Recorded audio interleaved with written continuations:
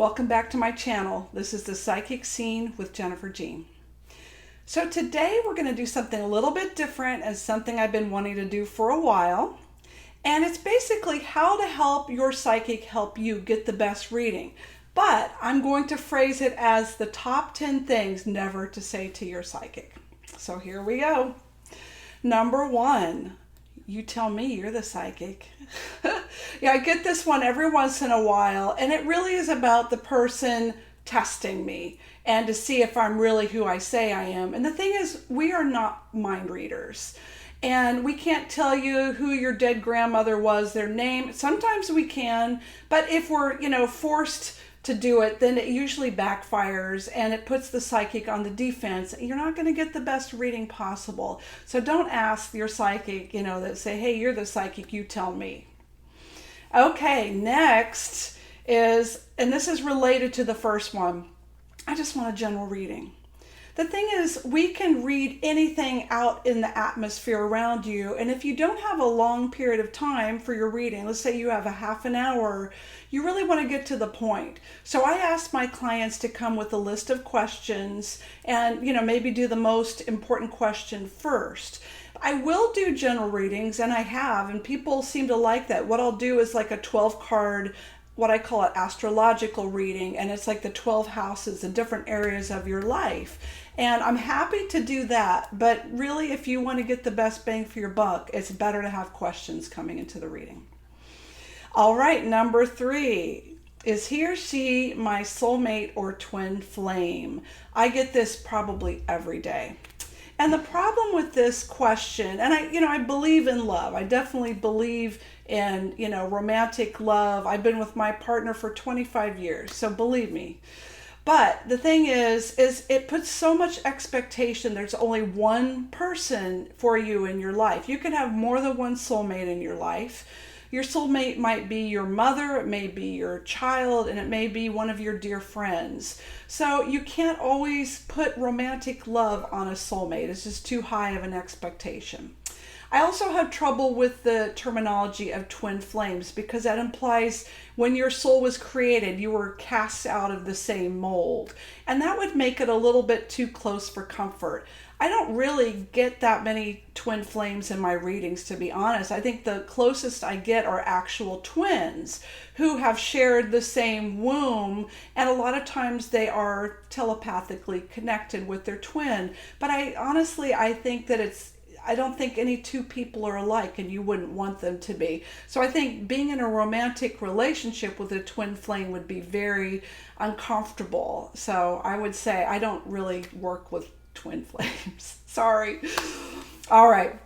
The next one is, will we get back together after having been apart for, years, months, whatever? And the thing about right now is we are in the middle of a pandemic, and I think people are lonely. And I think that we are looking to the past to give us comfort. And I hear you. There's nothing wrong with that. I think that right now we're having more dreams about people from our past and even people who have passed on. So there's nothing wrong with wondering this, but just realize there's a reason those people are in the past, that they're no longer in your lives. And you've learned the lessons and moved on. But I think it's better to look forward to a new partner or a new future, whatever that may be. So when you do ask about someone from the past, be careful that it's not somebody you have negative karma with or really need to move on from that. Okay, next is, and I really hate this one, let's say there's a third party. Will he or she break up with this person or get a divorce? So, man, that's just really rude, the thing is, I don't like to predict breakups with people, especially if you want that person. It's just not ethical for a psychic to expect them to say, oh, this person's going to break up in a month. Sometimes you can see the writing on the wall and see that they won't stay together, but I'm not going to predict when they'll, get married get divorced so that you can get right in there. It's just not right. And you wouldn't want someone doing that to you. So don't ask if somebody's going to break up with someone else. It's just not cool. All right, the next one is kind of similar. When will he or she die? And I get that with people who they have a family member or loved one who is getting ready to pass or cross over. And I don't like to answer this one either. It's very unethical. We as psychics don't know everything. And that's just something I leave up to God or, higher being, whatever you believe in, that we don't predict death. It's just not good. And really, somebody could hold you accountable for that. What if, you predict they're going to die in a month and then they survive for years? It's just not fair and it's not good. All right, the next one, and this is another one I really don't like. Another psychic told me such and such. Well, the thing is, we don't read off of other psychics. We read your immediate energy. And to ask somebody to, like, say 3 psychics told you one thing, but I told you something different, and that happens a lot. It's just, again, it's setting up for wishful thinking. And it's really unfair to ask your psychic to validate what other psychics told you. And you have to come into the reading with fresh energy. And it's not going to help you if I sugarcoat your reading and tell you what other psychics told you. And I just think it's disrespectful to have somebody to have somebody tell you what other psychics told you. So don't ask for a reading off of another psychic.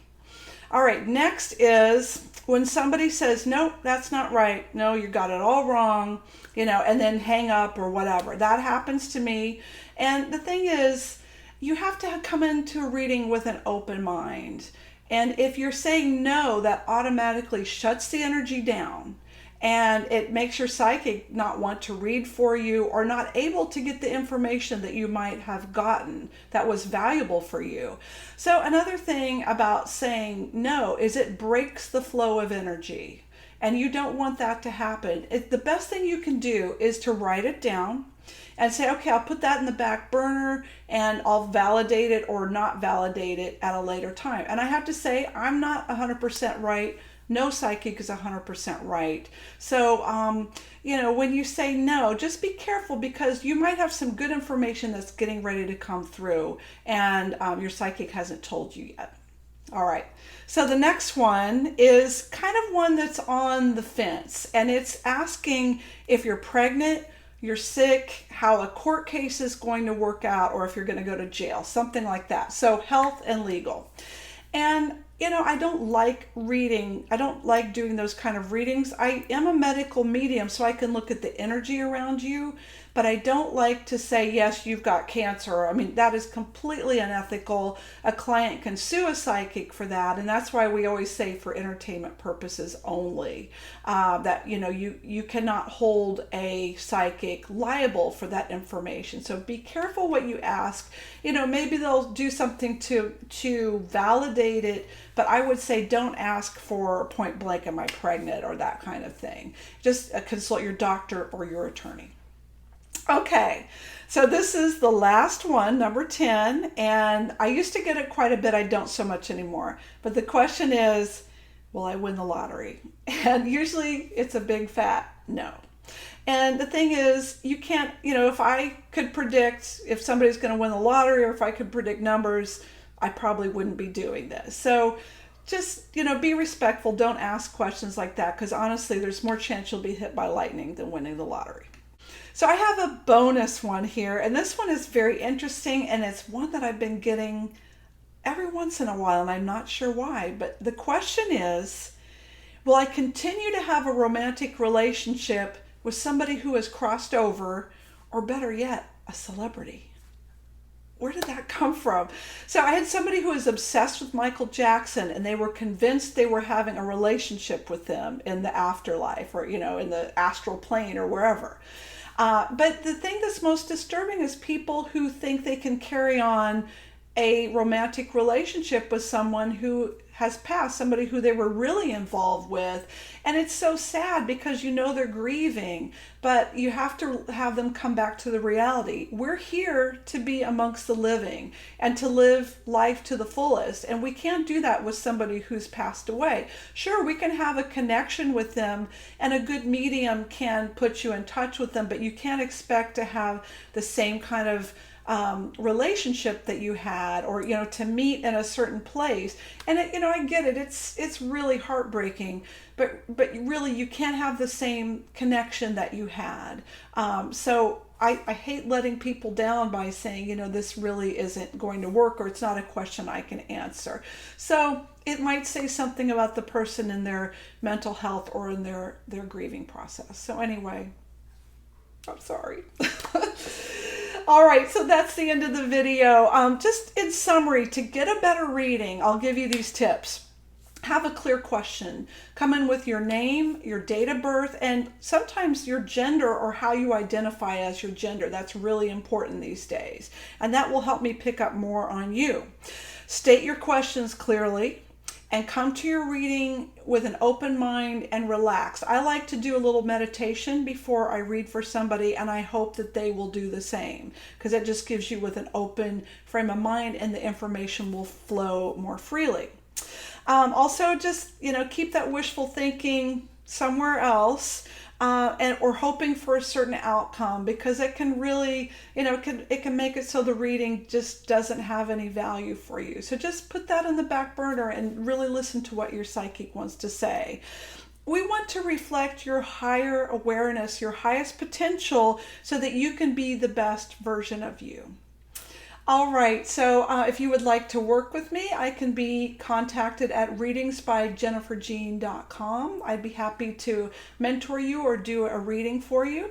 And next week, we're going to have a special Halloween video. I can't wait. I've been planning this for a long time, so I look forward to seeing you all then. Thank you so much for tuning in, and have a great rest of your day. Namaste.